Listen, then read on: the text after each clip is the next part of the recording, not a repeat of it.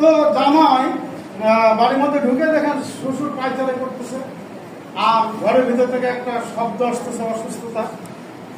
তো তখন বলছে, আব্বা আসসালামু আলাইকুম। ওয়ালাইকুম আসসালাম। কি হয়েছে বাবা?